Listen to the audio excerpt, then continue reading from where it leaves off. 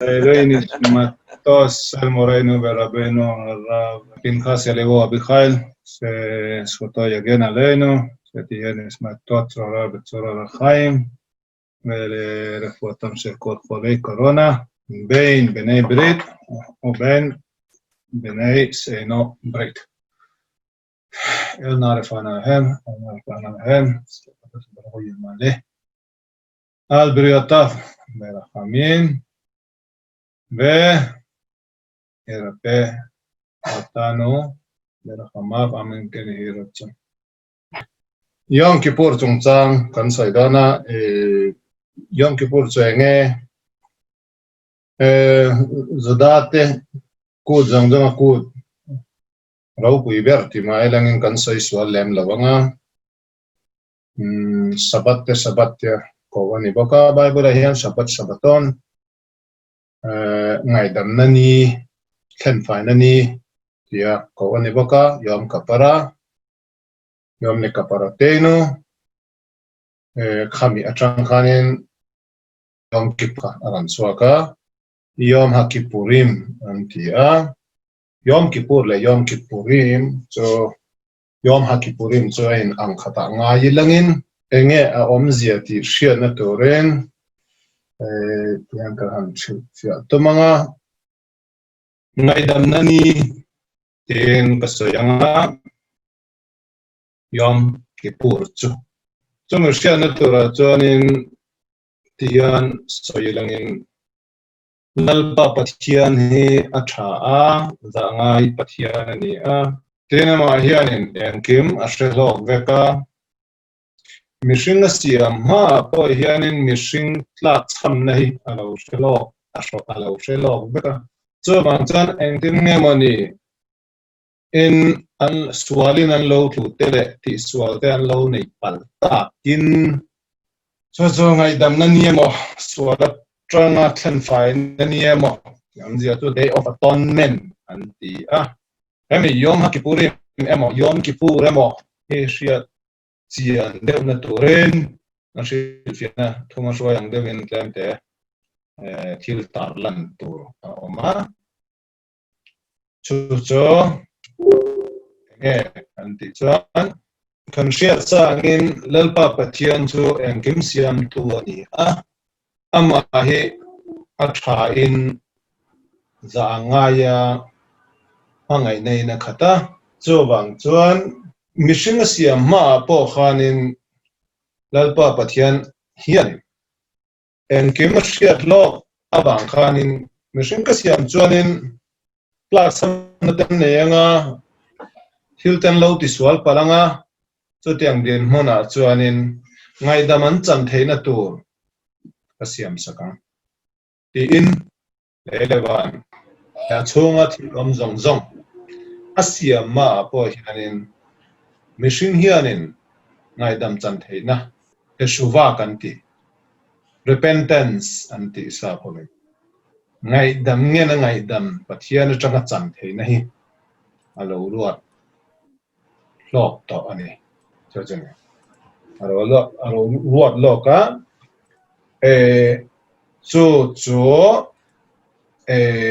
mana kan zoom class a khanin klem te katar lang to an chia pathian in leleban khobel trong kamhan don chan sa trong kamhan don chan universe asiam ma hianin thil pasari asiam lok a oma chumi dianga chuanin pian tharna ani kan ti to kha achan cho pian tharna kan ti in chira pian tharna hi lalpa pathian mi sheng te tan liawa okay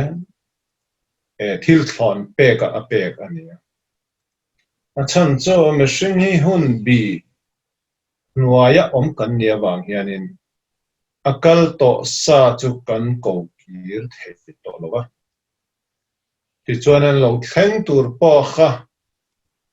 khamia po han kan on hlok theilawa tuna kan present hene maya tuna kan ton lai me ka hene maya kan fiam theina dewa chu tiam zia chu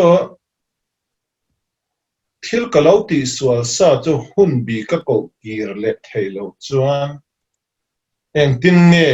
in chirma ilangin ka siam that theyang tian ni tuna hianin mi pakhat chu miswal pakhat chuan mi pakhat chu thatta a in chir ta eng tin nge in chirma seng a tha pa kha a tho le to don lowa eng tin nge pathian atangin ngai dam chan theile eng tin nge mi hringin hun kal lian ta a ko kir thailo a siam that thei to lowa chu pathian hianin a ngai dam thei reng reng ang le ti ani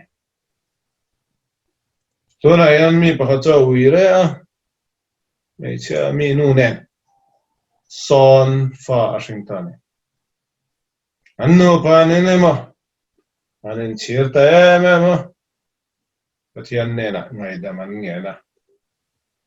pathian chuan ngai dam ta sengin an son fa chu a om to lo ti na mo ala om reng lo eng tin nge pathianin a ngai dam thei an sual ra kha a om reng tho si in ngai dam an chang an ti hi ani tak tak nge niang ani lo chuanin kanin bum mai zo nge niang ani lo chuanin enge om zia le hi silfia harani khobe kalphonga chuanin thil kan ti sual sa a hun te lo liam to sa tuna ngai dam ka nge na wanga ngai dam ka chan ri ngon ngai hi chu pathian aranin lo chuanin thil ni the ni lo ti kha sia turan chu pathian in a hria ta wang khan leilung khovel siam ma hun bi nuayak miron thun ma hun bi asiam ma po hianin hun bi chungal leng thei hon ni na a control ha piala pian thana ka lo siam lok ta ni chu chen hria tur chu me chu thade ma hria fia theina tura chuanin ni po fan bak te po lo ngayanga a point chu ka soi the ani ma sengin ani turang hianin adi ka zonin ani turang hianin kan hrial som the dang nge ti khani zo tuna ka soi po chu hun bi kan ti hun bi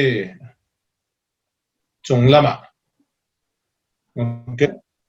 hun lama kan ti te po chu tai me na control pia lama kan ti te po chu kan thuak aban phak lo pia lama chu wang chuanin tuna ka soi na ka in ti na poimo chu enge kan ti chuanin pathian thu kan ti hona pian tharna chung chang te hi kan soi hona hianin pathian ni na mi hring te ta na thil thlon pe liao ni awang fanin kan mi hring thuak hriat fian na pohan a digest zo lo a hre thiam ani turangin a hre thiam zo zan lo ani ti a hriat tur ten lalpa pathian hianin niruk chungin na athoka ati tur zongjong Genesis bung khatna khanin siama chuanin nisari ni a chuanin anisari no chu sarin ati thiang lewin amal som ta ne chumi atang chuanin nisari ni kan ti kha ama chot nani ania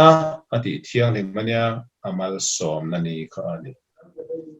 chawang chuanin sabat kan ti nisari kan ti a kha sabat kan ti chuan chol ni ti nani maya pathian lo chol awang khan nisari nia tichuanin kha mihring ten kan ser emaw kan ser lo emaw ama atang kha a thiang hlim na kha ron in ani awang khan mihring zongjong hianin an soi lema chuanin saban ni kha ser puilo ma ilangin pathianin ni thiang hlima ruat kha a thiang hlim ngor mai ni kan zom lo emaw kan pom lo emaw pathianin na tho sa kha ti khan a cham ani tiam de chu mi zira chuanin saban ni kha pathianin a ti thiang hlima mal som ani awang khan mihring te po chop ani lo awang khan mihring ten kan pom emaw kan pom lo emaw sabat kha chol nani kan chol emaw kan chol lo lalpa pathian a lo chol ni kha ani kha kan thleng dam lam thei lo ani cho tiếng bốc in asa sabe nia Hebrai te kalendar chiara tarik som nakha kha ngai dam nani tur swal atanga thlen fai nani tura ama han bible a khan lo ziak lu le ta ti chuan Israel fa te po khan se bong no lem siam chop pathian se bong no lem an siama po khanin mo sia po khanin an ni tan pathian atang ngai dam ngen turin azu chawa ti chuan en hemi yom kippur ni a ngat hianin Tishrei tarik som a hianin lalpa pathianin alo ngai dam reng bok ani achan chu khamini atang khanin ngai dam nani poimo mmp kha aron lang le ta zola ti amje chu kun ni khwale amai na miron swala tanga miron thlen fai nani tura ruwa ne sabat ni ama tanga ronin zung chuak la in tran chuak ani ang khanin Yom Kippur ni kanti sabaton sabat ke sabat kanti po kha ama atang ani mishinin kandu ni khwa kan fix ani nawa Bible atang khan ani cho wang chuanin Yom Kippur kanti he de oraita ni tiam de chu uma satangin Moses le khawo panga atang khan Bible sang atanga ku ani rabbinical ni lovin de oraita ni ngenge ni validity ha tiene so wang chuanin ngai to chian that chuan Yom Kippur ro pui zia chu mishing te siam chop ni lovin lalpa pathianin chol nani khwa man tura chol tak zet chol ni ani kina kan soi anga kan chol na sat dia tu Yom Kippur ni a hianin ei cho ei le in atang po ei le in okay tong ei le bar kan ti don nge atang tak nial po kan chol ngai ni nakina enge omzia so kan ran thil thia thonga cho tiang tho cho ema tinga lalpa pathian chuanin hetiang program hi alo ruat le ngai dam thei na tu dam chan thei na tu te alo ruat lo alo ruat lo ka enge omzia kan ti chuan athan chu lalpa pathian hianin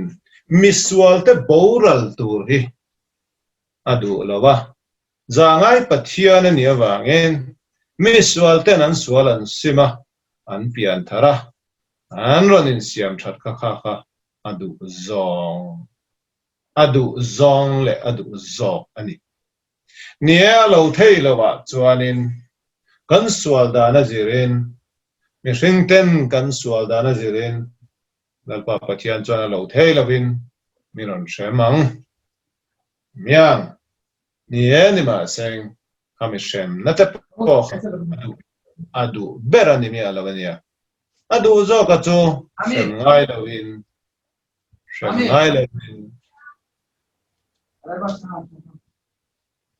shrem ngai lovin fel takino milangin lalpa pathian khanin kha miron du sak zo kani so wang chuan tuna ka soya chu kan chin chianga lalpa pathian ni zangai pathian le ngil nei na nei mangai na khat ani awang hianin ngringte boral le antor tur he adu berani lawa so wang chuan an boral lo sham na turin kan ti don nge ti takzet an ti chuanin anin siam thar le theya ron pian thar le theya an swal an sim chuanin boral lovin alpa pathianin okay lo pom turin in peya kan swal ma kan pian ma po khanin pian thar theina khalo ruat lok pa ne tu tiang popa alpa pathian tha chu ani kan bia pa tough amounts of fucking amrose ya fe tuna yan ya fe pathianin ngai dam na kan ti hi ngai dam na ni khwa kan ti alo siam nge ya ni Natalan ra cham katia hebrai trongania hil engkema hianin hun bi hi okay favorable time kan ti don nge afu big na hun bi hi o mani engkem tan hian engkem chunga hianin một đủ point một na hun bi ta na chale zual ti te exer don point a hun bi a chale zual ti te no la rim don point a hun bi a chale zual ti te yang ka thil hi hun bi a chale zual a omang yanin in chira pathian ne na ngai dam nge na pathian pan na tura po hianin hun bi a chale zual oma chutiang thila hun bi a chale zual te chu et rachon antire rona yanin pathian lalpa pathian ne na ngai dam ngen na tura chuanin enge poimo engti hun nge chale zual kan ti chuanin okay nemelo khan rosasana kum tharkut kan manga okay rosasana kha ti sei tarik khania khami ha ma tha kha elul tha kha ani khodesh hara khamim be haslikhot antia month of mercy and pardon forgiveness okay Decho lalpa pathian nen Israel fa te ma tu po ni sengin Israel fa lo te po apiang thar du tak zet anom chuanin lalpa pathian khan abenga do dewani kan tong try na te ngai dam kan ngen na te ka okay za angai devin kha ngai den dewani khami thla kha elul thla ni a acronym abbreviation na kala don chuan elul cho alef lamet baf lamet ania elul cho ani le dadi ve dadi li anti reng boka yang de chu ngai zong huna pakhat tan ti ne ke kamangai tan kamangai tu cho okay kamangai chu ke ma tan ya in pumpek na le mutual understanding le mutual attraction kha soina ani yang de chu Israel fatele pathian in kara khanin anin hoitona anin shiat thiam de zual na tha in shathiam tai lama tichuan lalpa pathian po khanin okay athin no te kha lemte zaya do the deu ni te maya zaya do du deu na tha ani in an soi hetiang hi ni zadai jama chon horoscope te hi kan pom lawa te maya kan pom lawa pom tura ni lawa amai ro cho kan dan buat te hianin thil hi lalpa pathianin genesisa ni chu chuna in chunga ro rel tu ania thalar si te tu zana ro rel tu rani ti awang khani ni le thla atanghen thla le kum te hi kan hisap reng boka chuwang chuanin astrology le horoscope khanin namdang te angin kha kalpui lo ma elangin lalpa pathian chuanin okay thale arsi te manghian hunbi manghianin engemoni hi chu athlen du riau ti mai thil athlen tir du te optimum time kan ti don nge tiang kha cha o mani mo tuna hian te khin nan sul khana ro kan ti zo da dan bu velan non zia to chuanin superstitious ni lovin ka ngai da ka kalpui no astrology ema horoscope ema ka transan ani lawa pathian dan ka transan ani tu na adar tha chuan hlimna hlimna lam ti pon turani a tha chuan hlimna lam khati tlem turani ti te onta a tha zira chuan horoscope kan oilo chuan enga tinge hemi tha he ti athat he ti lo athat ka te onta ti kha ani ma to ran chuan sia to a tha le rc lam wang khanin kan buai lo ani ma sengin Tara me feng shathiam tak shiat na ril te chuan yan soi thawa adar kara zirin le atha azir te po yan wanangel te hi achet heile zual bi chak bik cham deuh bik ti mai ang an ni hun bi deuh bik ti kha a oma ba kan Judaism hian kha teng thla te le hun bi te le dar kar te kha okay angai ben ani ti kha hriat turan okay chumia chuanin du top hri lang khami point a khan okay tuna hianin enge le chumi elul thla chu eng tin nge kam han tang ka yang le engatan eng tin nge tran kala kang ti kha soidon ta ilangin ama sabera chuanin nielal pa pathian in miron ngaidam tura abenga do de big na thla ani kan ti chuanin lalpa pathian kha kan pan tum turani kum kum tluanga ti mayang ani la jan akum khat chunga athadang zongjong aya khan hemi hi golden chance ani ti khashia turani pathian ne na ngaidam ka ngena okay pathian lam ka pan na tura chon enge le ka mamo an ti chuanin mani in bi chiang hen in ber mai ani lalpa pathian in miron siam ang hianin le okay lalpa pathian in miron siam ang hianin ka om tha em aduangin ka om em tu nge kani eng ti tur nge kani le lalpa pathianin ke ma tang hianin enge a beise e ta kha kanin zot theu turani tiam ja chu lalpa pathianin ke ma ni atangin enge a beise ti hria thiam na tura chuanin lalpa pathianin eng tin nge miron siam tu nge kani khoya nge ka om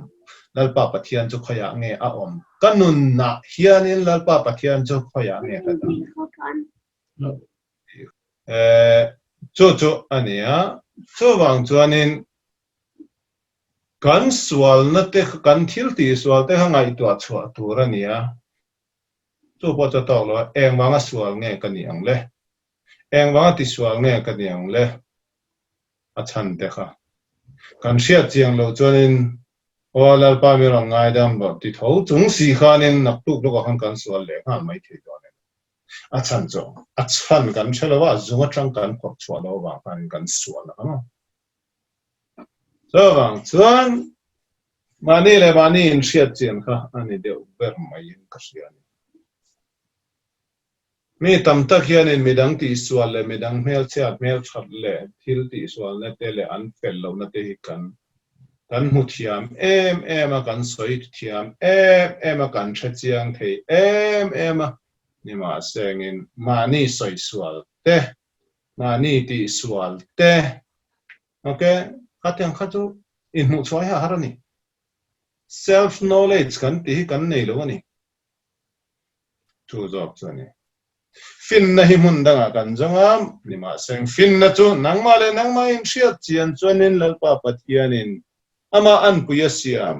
khovel thil jongang chungle nuai jongjong a kopa lei la in it taksa siama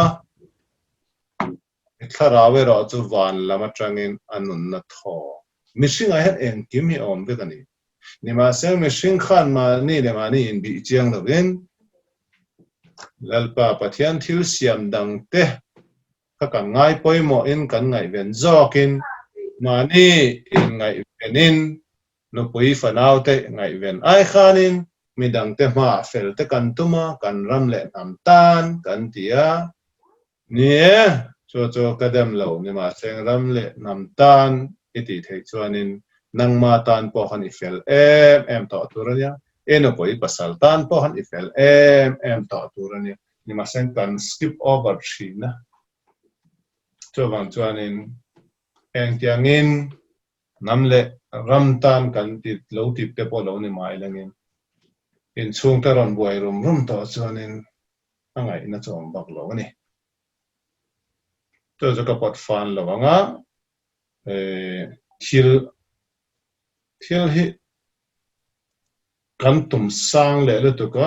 ma ni in hai khopin chu corona chung chan zu makati apo khan khami thu khatlem te ka soya thale rc te po kan capture du to ani ma seng tu nge kan ni kan lain chiang lo win ma he ti la ya kan mi pui te po ei tur pe zo lovin okay rca book kan zo kho tu mani zol nei obadia na so in kan rca te po in te po book te po du sama olang kapot khadon chu ti in pathian na so yan yam je to khat yang mi thil kha mi shing kha ni an ngai tu adon ti te ya pathian he jan he yang lo shelo em so van don thil ma ko an ni lo ni ma sang bible in je to chuan in longora babel in sang samai mai te ang kha ka lo ni palange ti kha ani so van chuan ti hian israel ngo tu nge ka ni ka hriat chian na tura chuan a poi mo che nge chuan in mani in bi chiang hian in ber mai eastern philosophy lama poyan meditator hian an soina sa so buddhism pa na soina sa hinduism pa na soina sa chu tiang chu sa kho level han dik ani ka tilowa ni mas enge moni chu a omani until soya hian tora ngin dike ka tilowa adik lo wakatlowa ni dem tura hetila ya sigu pe class pe kanilowa ni ma sengin thilcho medang thildang kan ngai to aya chuanin ke ni mani le mani in chechiang en kan in chir lo khop ang ti kha aso idu ani rafku khen oro tha ko de sa hianin bong buthum bulia set phathe bulia ni ya sama ja abuthum na hianin hexan here som sari na hianin okay kel ko khada soi jo what by what ka shil fiada na thumal te hi ama tongkam man te a har em awang hianin a point so kha ka soyenga a word poi mo dev ka chia chuan nga a ba ka chia chuanin em shil fiada turan da minute som li vel tala lu so man da main point so kha karon or so paragraph khat so ni ka soi to yom de jo paragraph khat so he ka shil fiada da minute som li vel ka ma to na hian ti hian is so yang ole mi sheng cho aro pui paule ale vela san paule ama le ma ain shiat chian ngai le zual atene yam je cho ama le ama self knowledge anei na tura khanin hildang engma ngai tualowin meditating hour kha in ne ngaya ama le ma kha introspection ama le ma kha in chian ngai thin ani khana soya yam je cho athin long ngai tuana controller thadewa amale ma in shia chian chuan mi hring hi kan ni na tak tak hi enge tia kan in zo don chuanin kan taksa hi anilawa kan ti sabung sang te hi anilawa kan ni na tak tak kan nun na tharau hi ani kan nun na tharau chu enge kan ti chuanin lalpa pathian van chung sang bera om khanin nun na tho kan tak sa chunga aron thok lua pathian an pui kha kha kan ni na ani chawang chuanin zuda te chuanin khami divine soul lalpa pathian in nun na tho aron thok lua kha neshama kan ti reng bokani ameng turin khamin neshama akha athumal po kha neshima atang ron kalania neshima so thok hi ani ya ka thok hi ei thok kan ti neshima ani lalpa pathian ina nun na thok ni kan thok lo kha kan ni na turani cho bang chuanin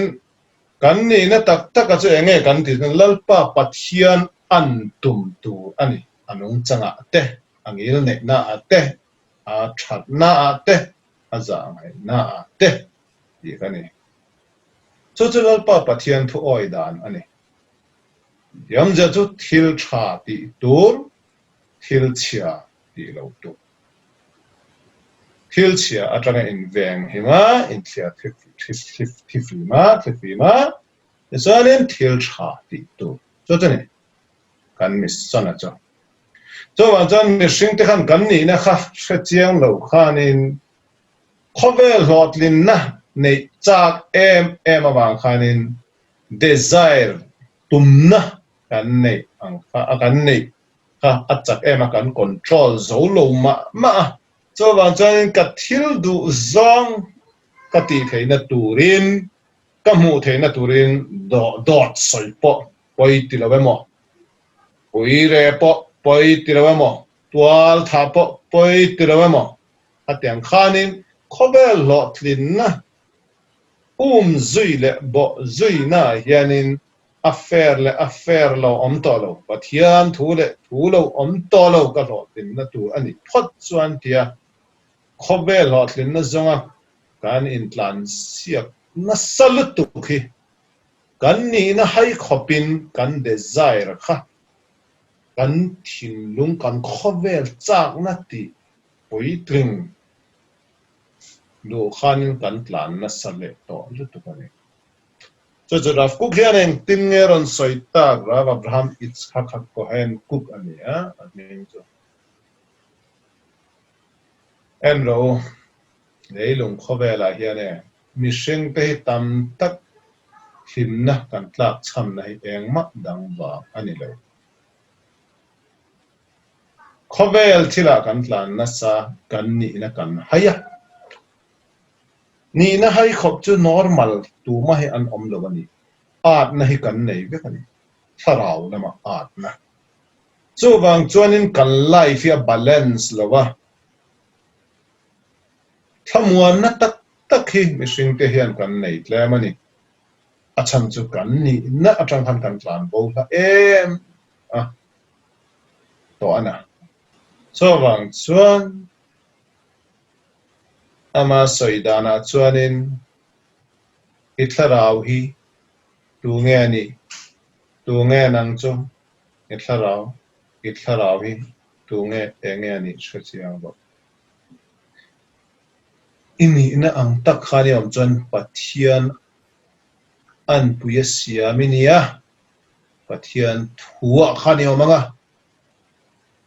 engkem nun na petu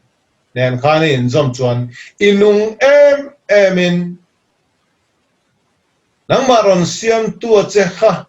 fam kim pathian ania wang khanin tlak cham na nei lo pathian ania wang khanin ama ne in zom that chuanin ilim emin ilom em tu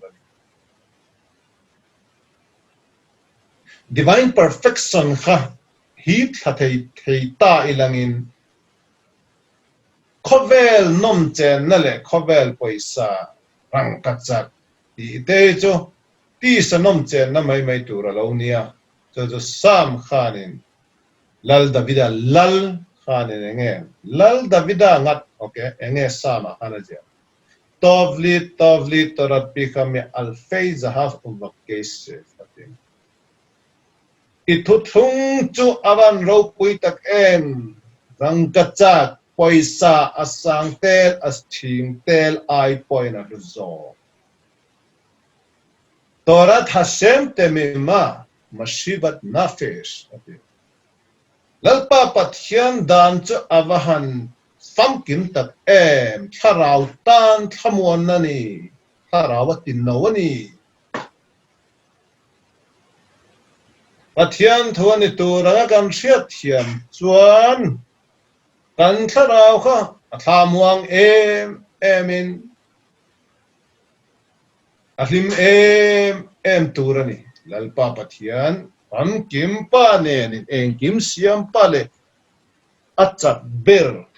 engkim ti thei pa fa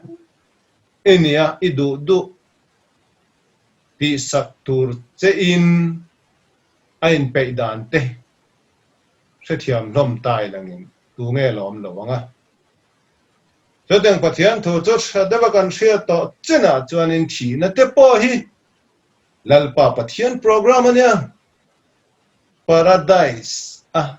lu na tur chabian ni ti te han shia chen chuanin thi na te po ha akhir dang ha do dang dai me ni Sedang bokin van doi na kan tor te hi kan lo sual thada ba kan lo ngai ven lo kan pian thar du lo kan lo ngai ven du lo ba nga lal pa pathian thang har ro boya kam hangai chene ke ma lam rom hoira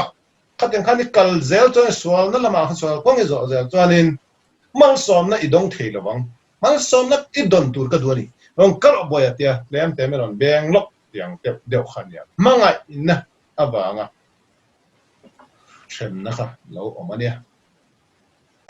chu tiang mangai den zo kan threat te chuanin ban duai na te po kha lal pa pathianin mal som na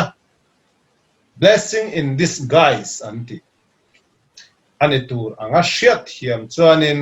kan tor hra om na te lalpa pathian mal som na nara khanin a her chua dan tur kong te kha alo om zelani chorchana so bang chuanin karon soi fiale deuh chuan ti mayang ka soi kwal dewa pathian ne na tong traya pian thar na tura chuanin in siam than na tura mani le mani thriat chianga nangwa thriat chuan pathian an na kha i thriat chiang ka chuan pathian na pon i pathian le nangma in kara pon i chiang mai don ni automatic so wang chuanin in thra chiang in lalpa pathian atanga plan bo theirwal kan ni lo lalpa pathian poin kanin chira malam kan pan kha du zong ani ti te kha kan thriat chian em chuan lalpa pathian kha kan panina ma ne na khanin miron pongro o lalpa ke mi sual pai cleaning lo king zo lo chungin karon kale kan ti a pohan lalpa pathian chuan ni e a boya ni e ka du zong ni om chu cholam ka du ibo wang tur ibo tuang tur ka du le ne tuang ai bo ral tur ka du le ne e malam ron pan langin kamangai chelom iti fulu tok boya aron ti zo do nan so ban chan kan soyang chan et rat chan kan tia elul tha te ro sasana kan tia kum tharania ni lai kan manga acham chulal pa pathian en mishing te zong chunga ro real ni ania ni khat chu Israel fa te liao chunga ro real na turani pakhat zo ka tu Israel fa ti tak lo adang nam dang zong chunga po ro real ani chuanin kavan shelo be miron real lam ka chung thu real lam kavan shelo be ti te po zo na te po aron al atamang ni ha tiang sia chian na tura chuanin class nei nem he ngai lu tu ka yan karon ka point chu alan thei deuh na turin ti mayang karon ta lan tamanga to na ngal pa pathianin kan chunga ro rel kan ti huna hian eng chunga nge kan ti sa chunga hian le kan feeling chunga hian ani kerlo mishing hian tharau zung kan nei ani sol root ani lo chan tharau kan nei ani lalpa pathian he mi rosa sana ti shrei tha tarik khalle tarik di a hianin abana ngel zong tenen meeting an kola kum tharapyang hianin jodate kum chera kum tharapyang hianin annual judgment day an nei thirani zopa bua po khanin langa pathian fatan on shokhoma ti chuanin satana poran kala pathianin zona ti khanin zopa tumchang kha unreal tan kha attack hin na la talen kha classical example ani ya khamini po kha ro sasane ani chi ani an ti re boka khatyang boka khanin kumtina yan ro sasana yan mi shing mi dang ta zong chung po kha chung thu po kha ro re la ni are lampo ka shelawe pisa shiat tu rani lo hetem tharau thilani kan soi tharau beng nei lo le tharau mit nei lo te chuan eng thu nge kan soi chu a pisa feeling a shiat tum chuanin a shelo le ang ti hian karon soi le ange kan chung thu me aron re la chu enge eng soi na nge kan ti chuanin mi felte le khabu miswal te le khabu te po ke wani ya a felte cho anung turte le khabua khanin a mingzia lu ani a annia te chuan in miswara thak le dwal ho kha cho a thi turte ming zia lu na khana ming khan zia lu rani alai deu tham tha tho si fello na po tam nei boxi in kar vela mo kan isom an en thak vel langa yom ki pur thleng hianin kum thar tarik khat israel tang han tarik som thleng han en thlanga chumi chunga chona ti fu le chuanin anung te le khabua khan an zia nga ti am zia chu khamia khan athi turte le khabua kan ming kha alo lu pal chuanin le rosa sana thleng kha kan dam buang zo to don lo ni kan dam kai zo to don lo ni eng ting ni nge accident nge tar hlum nge minan ka hlum nge chonga dang tlang nge tuyet la hlum tu nge kan tha to lo athi dan tur po kha aminia thar le mai an sidon pi kha wa ngel ta khan aming kha hitur waiting list a khan lo ziak dai ta hemi thu he kan sia chonin tunan kum le yanin mi pakhat chu thlale zo thanhi zo pathum zo tha som zo ron thi po ni ma sengin tun nimin pia rosa sana khanin hetiang aton tur kha wa ngel ten an lo ziak no kha chu soinan yom je tu ipom me shithia me chathia me engkim se pa khanin kan chung thur arel zo khanin wana ngel tenen kan khoi tilai le khabua khan ne berok je tu to ni chu chani tharau lama ti mayang ti sa lama chan kan chathia ni ma sen kan tong ani ti chuan thil pakhat kan soi bel lenga anal intia banga tuiri in thune ni chan ka selo mo ke ma lo tong chon ni ring le ba sir okay ka chun dom le de bang le tian soi le ngole asia tian le thei tura chuanin tian kan rabi te chuanin an lo soi thina rosa sana kan ti israel te kum thar ni a hianin mi zong sang te hianin anwal sang son ban lama tanga ma son kan don tur kha avai khanin an rual le ni ti po khashia tur ni tuna yan mi ra thei em pa po chu a pathian le van ngel te khan rowan rel na khan khamin ni a khan he pa e chu ban ni nei pe ho i house sak nei pe to angu ti te alo om pal chuanin poisa tam deuh dong tur eng san nge kan don tur khami kum le a khan ti te po kha an fix ani thatin a sang khat lo pa chuanin don rum chu promotion kan penga sang thum sang li sanga sang son lak khat aron lo chua kan ti te po eng tin nge promotion kan mu dan tur kan lo pun le tla annual budget khamiron siam sakani ti po kha an soi le thongani chu tang thilom theya che nge kan ti chuanin pakhat na po eng ti dong po na thok thok du bak lo mai thi ka chalo ni nang khan hun bi hun kha kho ral mai the ni ma se eng tin nge mani lal pa pathian in house tura lo ruwa da ni chuanin lottery ta man thu theya ani lo chanin election na khan tu minister kai ture mo pa che mele mo lo support fu khang la nga ati bejen te po lo ni mai theya a campaign na pakhat khanin okay ka chi bejen ni ya tin a hisap pia lama bon government lama tran bon tran puina peina ron in vor chho mai the ni khateng jong jong ko hemi kuma hian he pai ti khani dom chho ta ngo ti te kha an lo real fel diam toin le khabu po an lo ziak to ani engzang nge kan mu tu ti te po chu tharau chuan shekhlo ti mai yang kan taksa chuan shekhlo mai the ni ma se kan thiam lo te po khan a themi a lo te po khan an tong ani khobe la hian hetiang hi in holo ma chuan vor em tu na pan starting pakharan boi pui ni mo vai ho hian ming po ka soi lo bang in sia quạt dòng trong phai buổi pui mày hi Bombay lama Hollywood starring tiam je ta khat ko khat yang zira khan kan chu don chuanin a chan ne ya khan hemi kuma hianin eng tin tin nge mo ya ro neng longa tu ro sa pe de ta pa ta kan zo le don jan ni chuanin ka thi le ka dam chu eng tin nge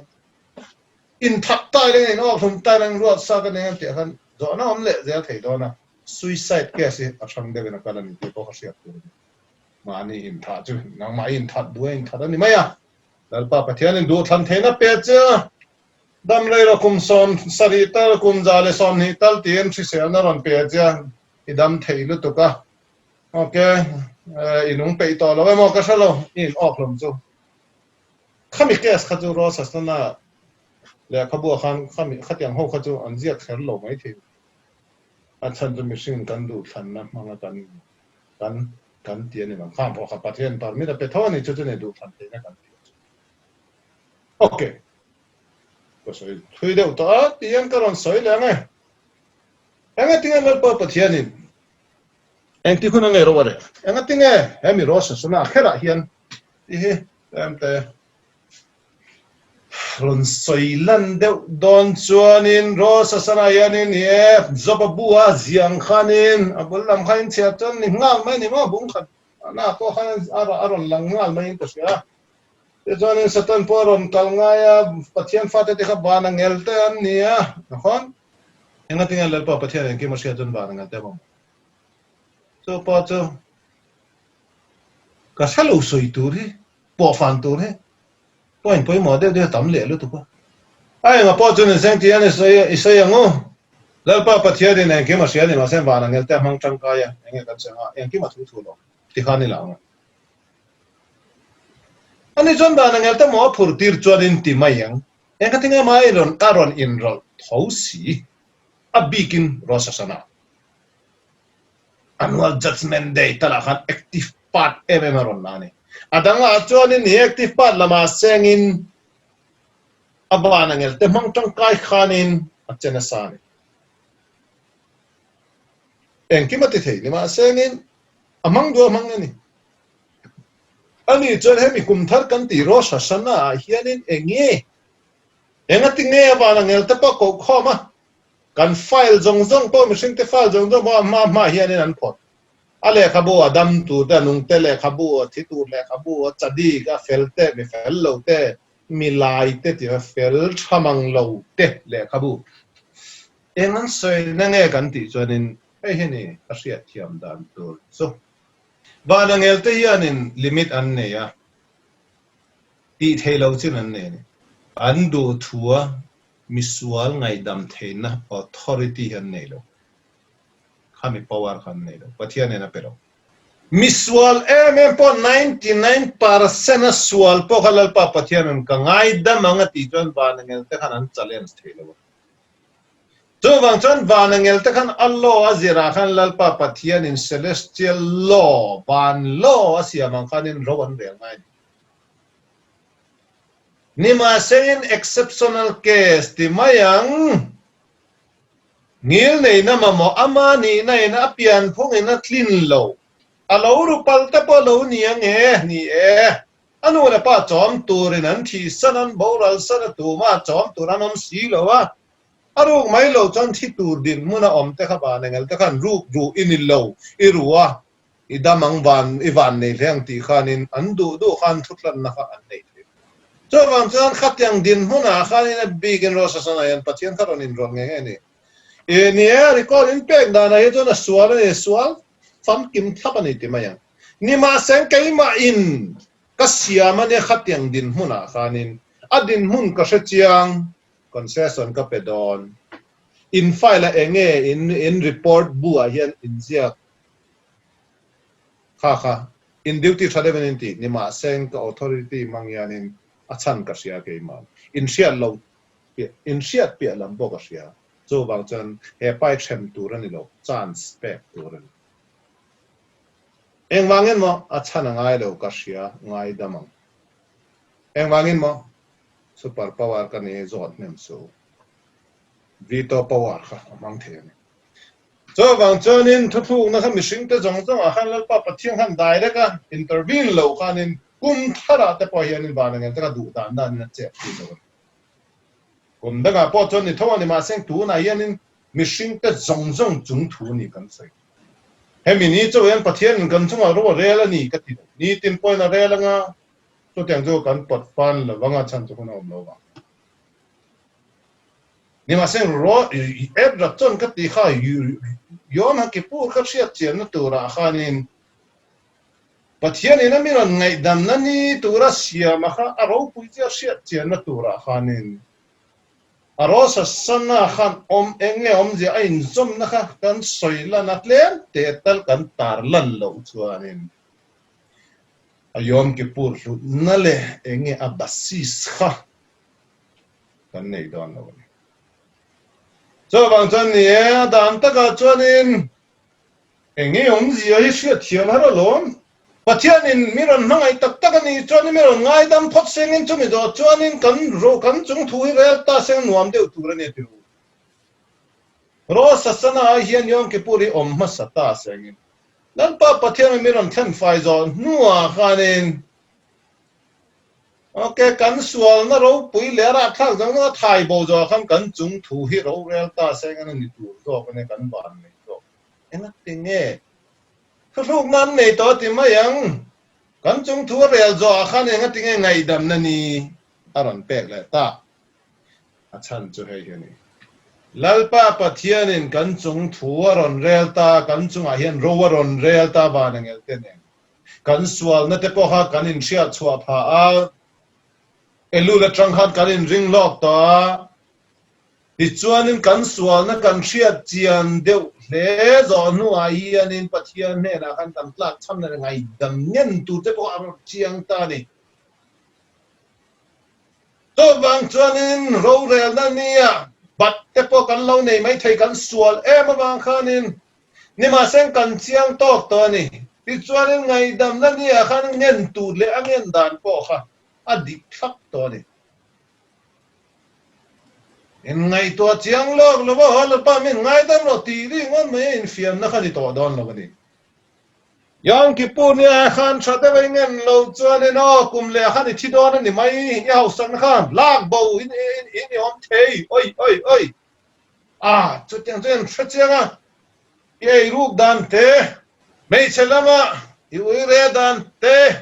mi bum dan te in ngai to chiang ro i chung thu i tho da na zir khan le khabu khan zia nu thap sia le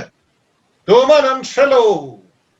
to ma shel ba mi na to ma mi hu na ba kan ti zong chung thu khalom a teng te po khalom an re la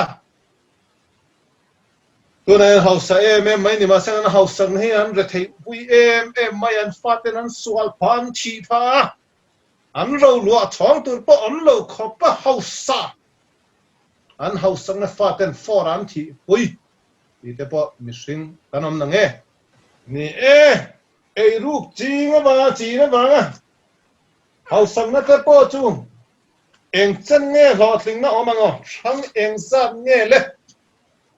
chuan eng zat nge dayang le chatuan ma ai chuan eng man zat chuan thum a thei lu tu ni ma seng khatenga ei ruk le sual na banga khovel lo thlin na kha khovel lo thlin na kha van ram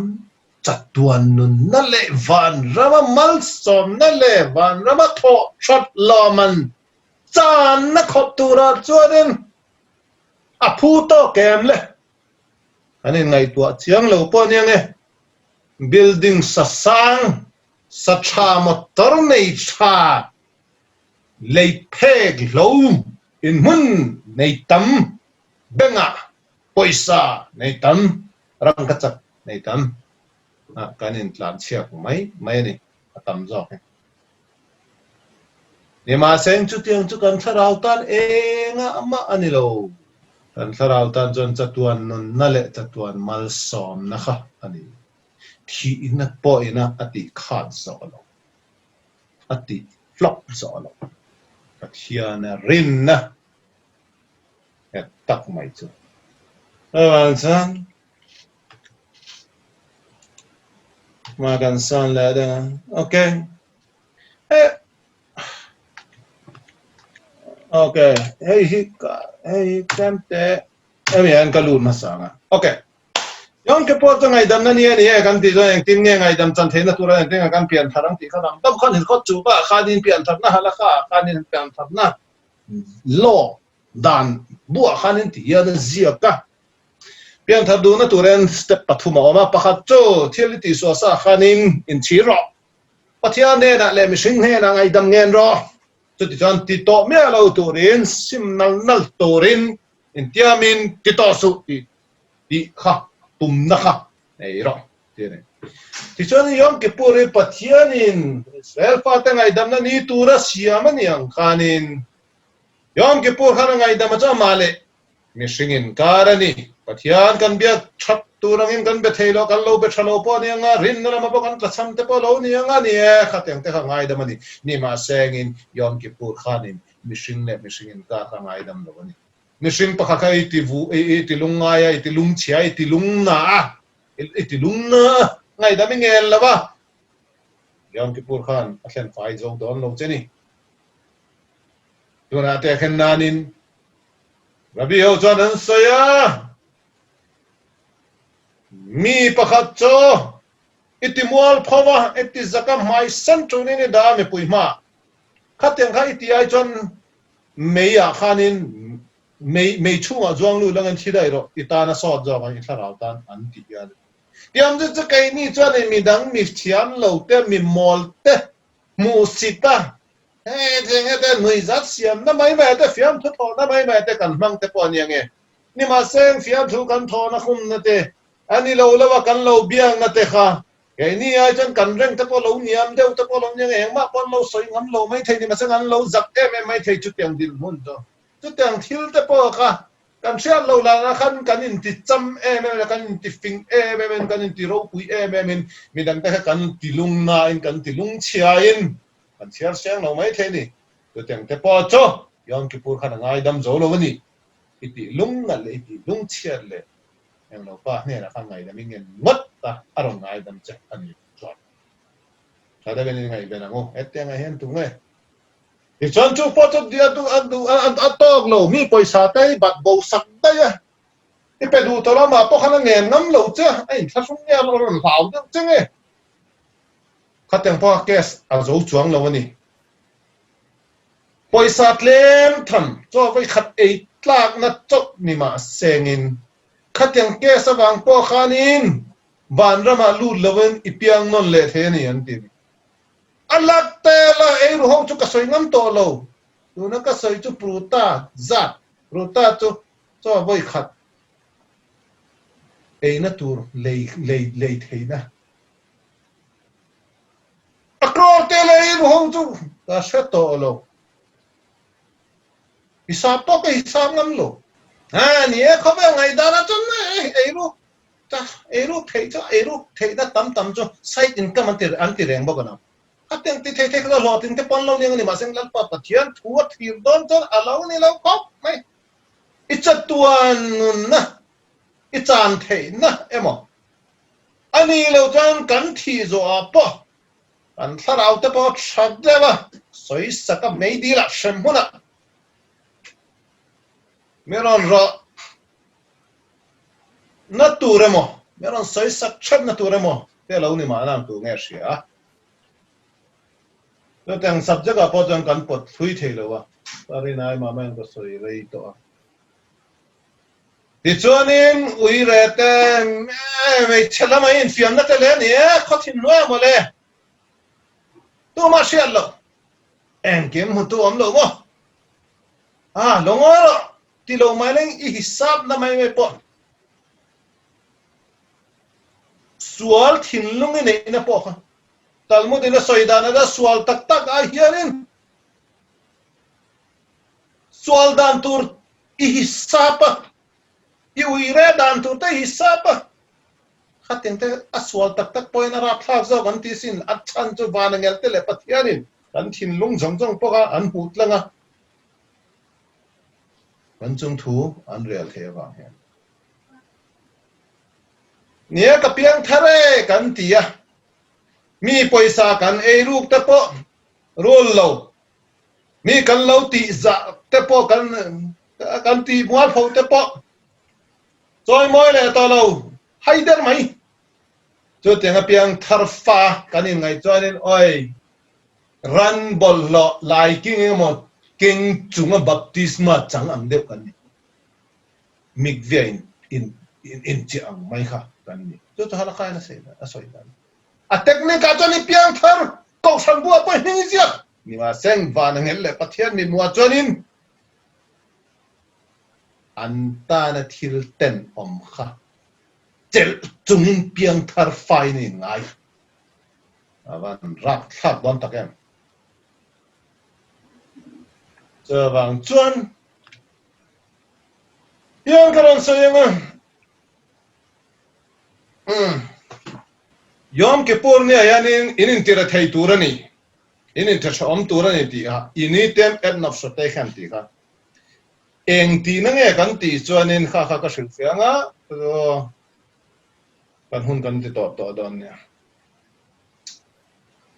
yom kippur man na tura yanin thil panga chinga pathianin ti su atiomani ti am za inin tira om turani ti am nia ma kan emi ni ayan ele in ti am ja zo join hei turani 24 hours 25 hours mitla ka tangin zan khowarin nilengin atuk nilengin ar silan thengkha elo tor in lo tur siat hi lo tur amen in bol lo tur in bol in silti lo tur nupan mudun phalani lo tichuan sawun phei khok po bun tur ani lo achan ka abayan ka silfia don lo ni ma sa to atum bera chenge kan ti chuanin re theiro ti om zia kha pong por theiro ti ni lo bin khovel thila hianin hemini thiang hlima hian in chia su eile in po hangai ven su nu panin mangai na po hangai ven su me chia le mi pa na la po han in thin long pe su nom chen na tura khanin swimming pool ate in bol te kha in sil te kha pisu sabun phei khok bun su tiam je to man la ya chuanin sabun phei khok bun phei chu luxury ania mi hausa mi englo standard nei tin ania ati no po han la thaya ni ba sengin a thil fiana dang zo ka chu sabun phei khok kan ti hianin phei khok kan ti hianin kan ti sai soina nia abun tu pa kan tharau kan ya chu khobel thila hian india su heminia hian tiam je cho sabun chu ti ai bun hi ti sai cho ba cho ka pot fan the lo nga hun kan nei lo an nei lo atum bera cho nge kan ti chuanin ni khobel thila khan in chia su tharau lo ma ka dom chho du cha achan khobel chang na le khobel nom chen na hian kan tharau lo ma kan chho tu kha kan in vor chho tu ka meron pot khalom leilung khobel thil hemi ni ti thiang hlima hian ka dom chodu cha tharau zong in tharau thu in vanangel te level khopin ka dom sang don chania khamina tura han vanangel ten ti sa an nei lo ngian ti sa kila khan in chia su ngai ven su nilengin ka ne na ron tong trai lengin i tharau thu cho khan in haro eile in po khan in hatsu changa hianin mi hri damna omlo a changa pathian thu zo khanin na pe tu chu khami siam pa keima kani keima chau hen irin nang hat ro thil dang ra ngai tu asu katanin pero karon silfain karon dom chawa to bang chon he min nia hian vanangal te levelin dom chawin kanoma Judaism te trong China Baruch Shem ke vot kan ti shema Israel kan soiri thelo banangel te ton ban lama ri dewa ring eme man soi shin na po kha banangel anga level at tharau lama vor chok kan ni nen kan so me shian na tura ton nie hil pa pathianin thil chinga ti su ati ang dewa kharin ke ni po hianin rau thua nga kan nei a pakhat nei tho sin panga chu wang chuanin khaminen po khane in ka yanga te cha trong trai na reng po hi sakhare min kha musaf okay arvit kan tia le ne enge neila kan ti kha ni danga chon pathum kan nei a khanin yom kipura hian trong trai na asset kha panga kan nei ani a chan chuange kan ti chuanin tharau pakhat wa kan eng lo taka trong trai na pakhat khanin thua kha asil fai kal pa pathianin in sual na chu senin sen uk mai wa sangin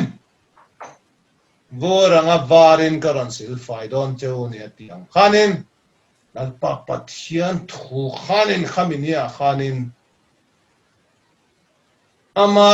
washing machine kan ti ama thil ti fai na factory khan bia kina kan luta ama khan kan in hak mai ni kan trong trai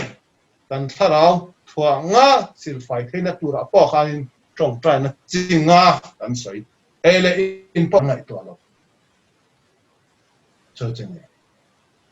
ni a chang sa thian lo ta na le nga trong trai na sei ne thui ne ni ma seng ni pia na tranga isual na jong ten fight na tura lal pa pathian na ron in volunteer a phải tập rất ấy phải nó tụ ra khanin khobe thiếu reng hemi ni a yani thiang ni mai in chia su ka sil phải don tan boya aro pui na nge tu zok chani het kang kha a lut dan le a pai mo dia se lo khan chang he ni ron kan le ni ron siat lem ba mani ra bai chan soi chi ni kha chau yom ki puro me a oi om ni tal ni sang chana chang tu lal pa pa thim pa na ni te an mi ram tom chau kan sual na jong mi ram ken fai ni kha chau pa tu du to kam lo be ati suina a se thiang lo tan van du am ve ti the ni ma senga ril ze kha se thiang tan ton alo ni mo le e zo tor ni an shiat chin le a lu dan kha kan zir lo kan na shiat thiang lo wang a chong hei le se om nam chau khan ni on ne ni ma se a bonus lam kha kan lo to to lang chane sangin in vain damulangin mang tha tha ole